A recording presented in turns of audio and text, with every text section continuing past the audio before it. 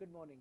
We are pleased to have with us Ms. Arlene Pietranton, who's the Chief Executive Officer of the American Speech and Hearing Aid Association and also the Chairperson of ASAE, the American Society for Association Executives. Good morning, Arlene, Good and morning, welcome to Emily. India. Thank you. It's a pleasure to be here. Fantastic. Arlene, as being in a leadership position with the ASAE, what is your view of the associate movement at large? How do you view associations and their contribution to the community? I think associations are incredible contributors to our local communities, to our society, to our countries, and internationally. Associations, and we vary, certainly across the world, but many associations are currently doing powerful things, and other associations are growing and emerging and developing to be able to do these kinds of things. So some of the things that associations do, and if we didn't do these things, in many cases it would either be a burden on our governments or it wouldn't get done at all.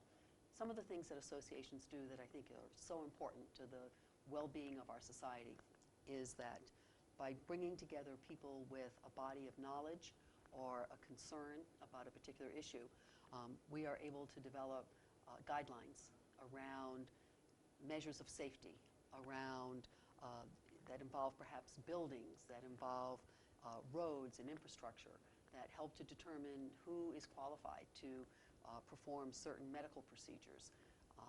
So there's a variety of ways that we bring our knowledge, by coming together, we pool our knowledge and help to make the world safer.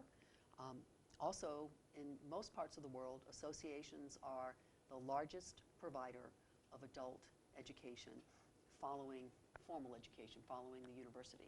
So associations help people to learn new skills, to be effective in their jobs, to have the knowledge they need to be able to help advance their careers. So that learning that we engage in, the professional development that we provide, and then the resources. Associations provide a great deal of information, not only for the individuals who belong to the association, but to the community at large, to our society at large. So information about health and well-being, information about matters of public safety, information about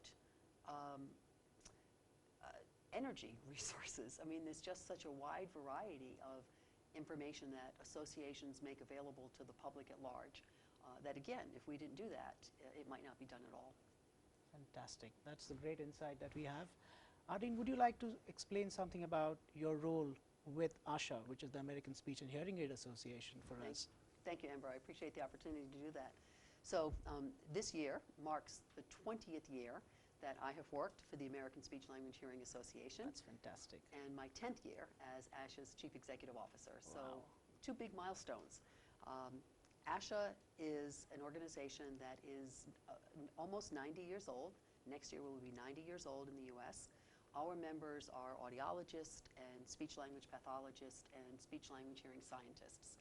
Now in India and other parts of the world, sometimes those individuals have different titles, but all of us around the world who are engaged in that kind of work are involved in helping to identify and to treat the presence of a hearing or a speech, or speech in terms of articulation, how sounds are made, or a language, a difficulty in terms of being able to express oneself or to understand what's being said, as well as balance and swallowing difficulties. And we work with individuals from the time they are born.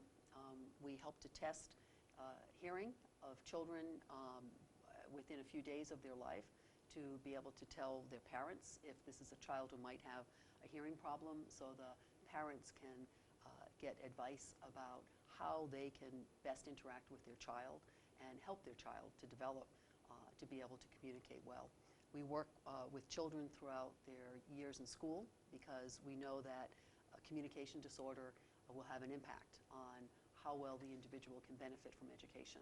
And then across adulthood, if you or I had a problem, perhaps an illness or a head injury that would result in us having some difficulty with remembering things or speaking clearly, we could benefit from the assistance of a speech-language pathologist to help us to resume those skills and to be able to continue to participate fully with our family and our friends and in our vocations.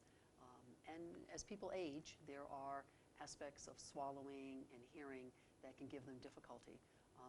I'm not unbiased, I realize, but communication skills are so essential to relationships. I mean, throughout this Congress, we will all be talking with each other. Absolutely. Learning with and from each other. So they're important in terms of social relationships, in terms of educational success, which of course creates opportunity for vocational success. So I believe the work that we do at the American Speech Language Hearing Association and the way that we connect with our colleagues in similar organizations in so many other countries of the world is so important to the well-being of society.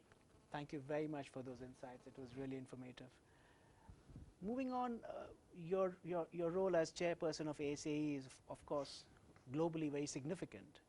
Where do you see the ASAE movement now moving on to more emerging markets, such as Asia or the Far East? You know, in my role, my year, which as you know is coming to an end soon, but my year as chairperson of ASAE has been a wonderful experience for so many reasons. And one very important part has been opportunities such as this, to be able to connect with colleagues in the association community in other parts of the world. I've had the privilege of doing so through travel to Hong Kong, the Australia Association Forum Congress last summer, the European Association Congress this past spring, and now the India Association Congress. So there are lots of parts of the world that I haven't personally observed or thought about in terms of associations, but through studies that ASAE has done and very thoughtful discussions, my personal understanding, and I believe the interest of the American Society of Association Executives, is to understand our colleagues who are involved in associations and work of associations around the world, and to encourage the exchange of information, of resources, conversations, so that we can learn with and from each other. There are a variety of ways that associations vary, in some ways based upon the government of our country, how the governments are set up, and the role of associations as a result of that. Sometimes just the age of the associations. In some countries, associations have existed for 100+ years. In other countries, they're a little bit newer. So there's a variety of ways that associations vary around the world, but the work that we do is similar enough to one another that we can learn from and with each other. ASAE is an organization that I think is very mature. It has a lot of resources on its website. It has educational offerings.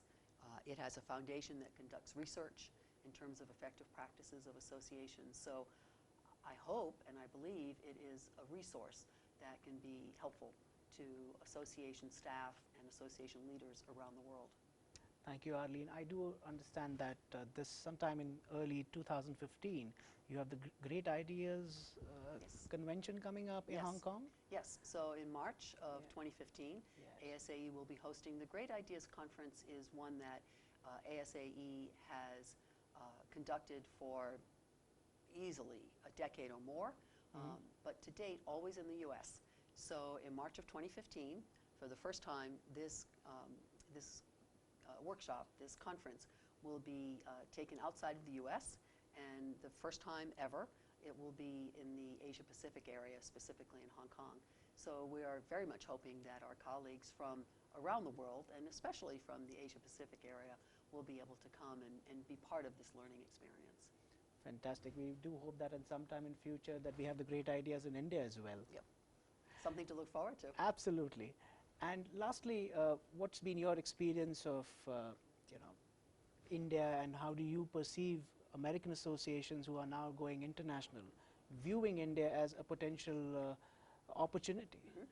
Well, you know, my experience with India is still in the very young stages. This is my first time to India, and arrived a couple of days ago. So my personal initial experience has been a very positive one. It's very clearly feel welcome. There's such a warmth of hospitality. There's a lot of energy in this country from, again, the little bit that I've seen so far. Yes. And I think there's a real interest in collaborating and exchanging ideas and information. I know there are many American-based associations that are very interested in collaborating with counterparts in other parts of the world. You know, the notion of time and place has become much more relative than it ever was before. We have the opportunity to have a live conversation today, but we also have the opportunity through all kinds of telecommunications and use of virtual media to be able to engage with one another and to work together in ways that just wasn't possible before. So those opportunities, I think, are really encouraging people to look for new ways to work together. Thank you, Arlene. It's been wonderful speaking to you, and on behalf of the India Association Congress, we'd like to thank you and, of course, the entire ASAE team back in DC for the support for the India Association Congress. Thank you. It's a pleasure. Thank you.